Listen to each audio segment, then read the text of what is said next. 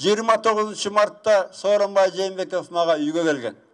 Дастарханга отурганбыз. Коньяк менен аракты ичип.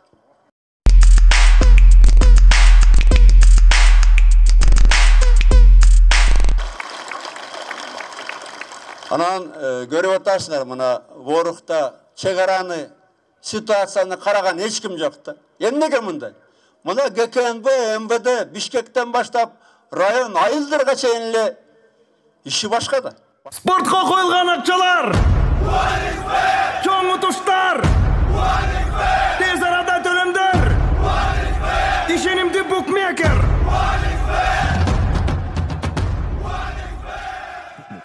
Соң пополнить счет дегенди басып туруп 1x Money KG аркылуу Анварга кайрылып балансыңызды толуктап алсаңыз болот. 1x Bet ишенимдүү букмекер. Башка иш менен элек. Ким каршы сүйлөп атат? Ким Атамбаевди колдоп атат?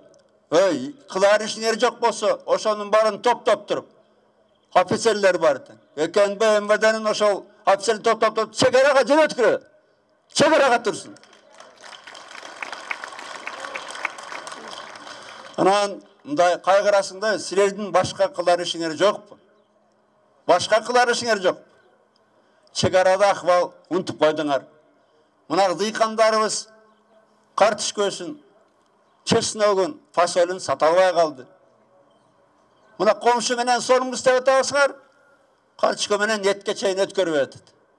Анткени алар да ойлоп атат да, бу кимди жыргатат депчи. Бул кимди жыргатат, буга ким ишенет деп атат да. Сүйлөшүүлөрдү кантип өткөрөт бу бийлик? Бу бийликтин сөзүнө, менин сөзүмө ишенгендей башка эл башчылары ишенеби? Жоруктарын билет да. Уят бул нерсе, уят. Ошондуктан мындай да бир нерсе айткан эмесмин бир жыл мурун. Ушул жерден айтар заманы келди. 29 Март'та Сооронбай Жээнбеков мага үйгө келген. Дастарханга отурганбыз. Коньяк менен аракты ичип.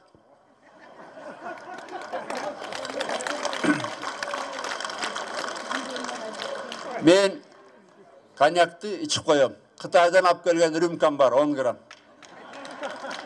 Сооронбай агын ичет. Калп десе күбөлөрүм бар да керек болсо. Раядан баштап бир топ бар да. Анан кийин мындай да 4 сааттан ашык сүйлөштүк. Анан менден суранды, ушуларды Ашылбекти, Райымды, Сапарды съездден айтпады. Мен айттым, Сооронбай, мен мына декабрден бери, мен ноябрдын аягында гана билдим да. Райым ким экенин, шайлоого акча ким берген экенин Сооронбайды. Анан мен айттым, Сооронбай, сен мени канча жолу сүйлөштүк? Кончакты жолу сүйлөштүк, укпай атасың дедим. Мен муну жок дегенде дос катары айтпасам, мүмкүн ошондо угасың дедим да. Анан айттым, жок, дагы эле андай эместигиндей деп туруп алды. Райымына болушуп, Асылбекке болушуп, анан ошондо айткам, Сооронбай, соке дечимнан да, соке. Сени карап Бакиевди көрүп жатам дедим. Сени карап Бакиевди көрүп жатам деп айткам.